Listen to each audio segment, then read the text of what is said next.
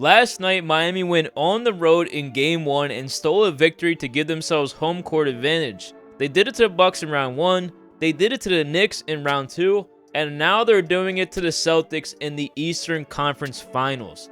This year's Miami Heat squad is just the second 8 seed in the history of the NBA to make it to the conference finals. The only other team to ever do it was the '99 New York Knicks. How the hell does Miami keep getting away with this? Well, it all starts with one guy, and that's Jimmy Butler. Jimmy Butler has been one of the best playoff performers over the last 4 years, and his resume shows it.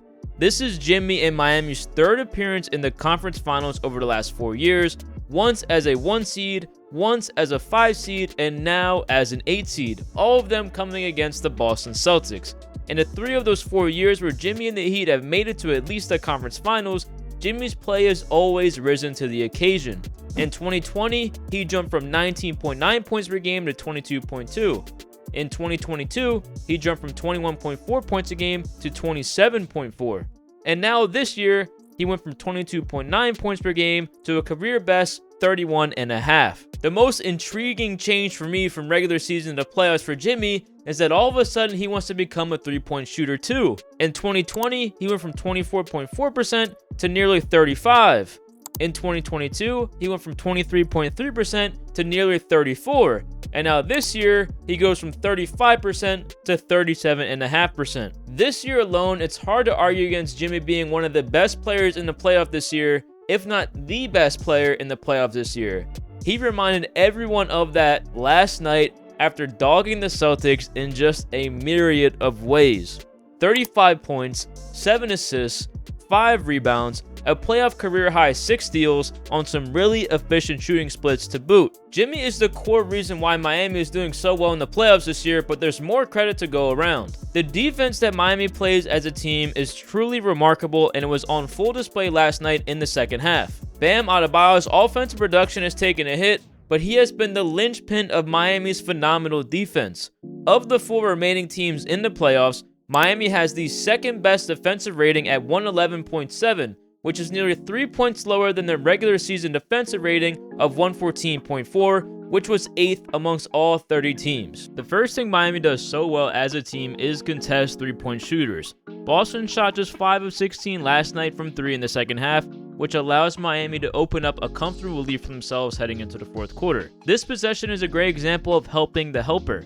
Helping the helper is exactly what it sounds like. When one guy goes to help, the next man needs to go help him. In this case, Caleb Martin helps by setting up for a charge. Bam then rotates over to Smart, who was originally covered by Caleb, to take away the dump-off pass. Then Jimmy Butler slides down to take away the pass to the corner, leaving Tatum with absolutely nothing as he is forced to travel. Max Strus does a great job here of recognizing little time on the shot clock. He stays down instead of biting on fakes because of time, forcing Tatum into a bad decision where Butler is able to intercept for one of his 6 steals. This play highlights Bam's versatility as a defender.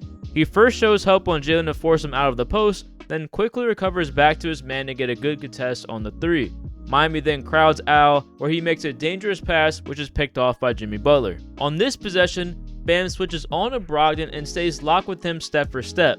After an offensive rebound and a kickout, once again a great job by Caleb Martin to get out on the shooter, forcing Tatum into his third and final turnover of the fourth quarter. And finally, all of the above is only possible due to one of the best coaches in the entire association, and that's Erik Spoelstra. Coach Spo is widely recognized for his ability to empower his players and help them improve their performance. Spoelstra's success in empowering his players stems from his strong communication, his trust in his players, his emphasis on player development, and his adaptability as a coach. He fosters a culture where players feel comfortable taking risks and learning from them without fear of harsh judgment or repercussions, such as just pulling them out of the rotation, which is a trait that many coaches in this league just don't have. Gabe Vincent, Max Strus, and Caleb Martin are all undrafted and are 3rd, 4th, and 5th in leading minutes played in the playoffs so far for Miami and have been key contributors for quite a while now. Duncan Robinson, who's been hot and cold over his career in Miami, is also undrafted, but he stayed ready and has been a heavy contributor in the playoffs after not playing much this regular season. Since Coach Spo empowers his players and allows them to work through their mistakes, it gets them ready for these big moments in the playoffs. I wouldn't be shocked at all that if it weren't for Miami giving them the opportunity, these guys might not even be in the league. Miami once again is in position to shock the world and give themselves a second chance to compete for the NBA Finals in just the last 4 years. Oh, and by the way, they're doing it all without this guy. Once Tyler Hero returns to the lineup for Miami, if they make it to the finals, man, the West is in trouble.